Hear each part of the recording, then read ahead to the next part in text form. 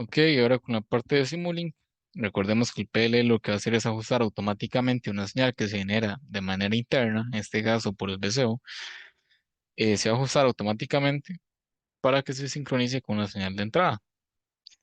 El PLL lo podemos encontrar en Simulink como Phase-Locked Loop, ese filtro, este bloque que está acá, que como pueden ver tiene una única entrada y tres salidas. Esta primera salida corresponde a la salida del filtro pasabajas, el PD corresponde a la señal que está en el comparador o en el detector de fase o comparador de fase. Y por último está la señal que genera el VCO. Si le damos doble clic, podemos configurarlo.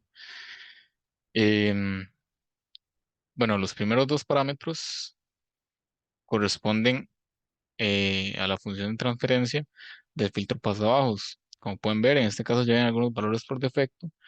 Los primeros corresponden a los coeficientes del numerador y el segundo corresponde a los coeficientes del denominador. Simulink por defecto ya los pone estos valores y corresponde a una función de transferencia de un Chebyshev de segundo orden. Entonces, si más bien queremos utilizar un butterboard, tenemos que sacar la función de transferencia, sacar sus coeficientes y colocarlos acá. Entonces, mi recomendación es trabajar con el Chebyshev de segundo orden que ya Simulink los coloca. Y en realidad funciona bastante bien. Está también lo que es la sensibilidad de frecuencia que tiene unidades de Hertz por volt. Esto lo van a ver más adelante con el profe en la parte de FM, pero el KF o sensibilidad de frecuencia lo que va a hacer es una constante que dicta cuántos Hertz se desvía la frecuencia en función de la amplitud del VCO. Em, entonces ahorita vamos a ver el efecto de tener este uno, de aumentarlo, y van a ver la diferencia que tiene.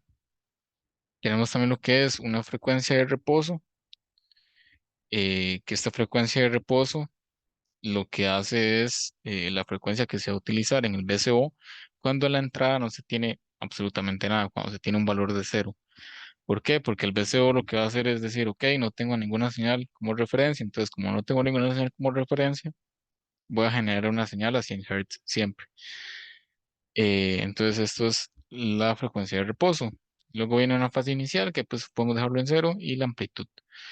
Entonces la configuración que yo le puse, le dejé el mismo filtro. Ahorita tengo una sensibilidad de 1, frecuencia de 10 para la frecuencia de reposo y una amplitud de 10. Luego para el bloque senoidal, que lo vimos en videos pasados, le puse una amplitud de 10, una frecuencia en hertz de 255 y este sample time. Entonces, recordemos, ahorita tenemos una sensibilidad de 1. Si lo corremos, ahí va. Como pueden ver, esta primera señal es la del filtro, la salida del filtro. Esta segunda señal corresponde a las diferencias que hay en el comparador. Tercera corresponde a la salida del VCO o la señal que genera el VCO. Y la última es la original. Entonces, con una sensibilidad de 1, como pueden ver, el VCO genera una señal que se parece bastante a la señal de entrada. Sin embargo, no están a la misma frecuencia. De viaje se ve que no están a la misma frecuencia. Entonces, cambiémosle el valor de sensibilidad. Pongámosle, no sé, 1000 tal vez. Entonces vamos a tener o vamos a dictar un mayor desvío de frecuencia en función a la amplitud. Esto va a tener un efecto mayor y lo vamos a ver a continuación. Si ustedes ven ahora en el filtro, la señal normalmente está en cero, o aproximadamente cero, un poco arriba, un poco abajo. Y hay unos picos. Estos picos lo que representan son los desfases que se generan en el PLL, porque la señal del que genera el VCO se perdió totalmente con la señal de entrada. Y eso es normalmente que suceda. Sin embargo, si ustedes ven, después de ese pico, ya después se vuelve a sincronizar nuevamente. Entonces, veamos primeramente ahí en esa parte del pico. Vamos a hacerle aquí un poco más de zoom.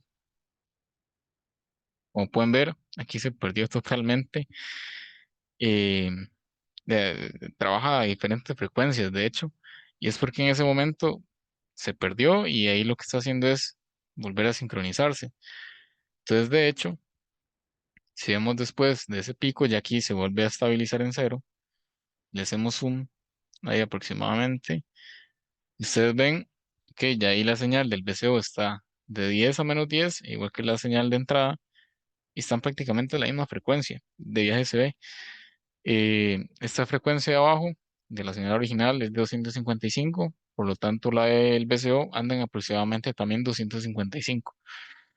Y ya ahí claramente se ve que ya están bastante sincronizados. Ahora, para mostrarles el efecto de la frecuencia de reposo, recordemos que esa era cuando la entrada era cero. Entonces desconectemos aquí, desconectemos ahí y volvemos a correr. Entonces, como no hay entrada, la señal del filtro siempre va a ser cero, la salida del filtro siempre va a ser cero, la señal en el comparador siempre va a ser cero y la señal que se genera en el VCO siempre es constante a la misma frecuencia, porque el VCO no tiene a quién agarrarse, digamos, llegar y compararse con alguien y decir, ok, esta es mi referencia. Como eso no hay, como eso no existe, el VCO dice, ok, como no tengo a nadie, lo que voy a hacer es mantener una señal con una frecuencia constante siempre. Entonces, de hecho, si ustedes ven, esta señal siempre está a 100 Hz. Vamos a hacer aquí un poquito más de zoom. A 100 Hz. Y este abajo de la señal de entrada que estaba a 155. Entonces, ese es el funcionamiento del PLL ya en Simulink. Espero que les haya quedado claro. Muchas gracias.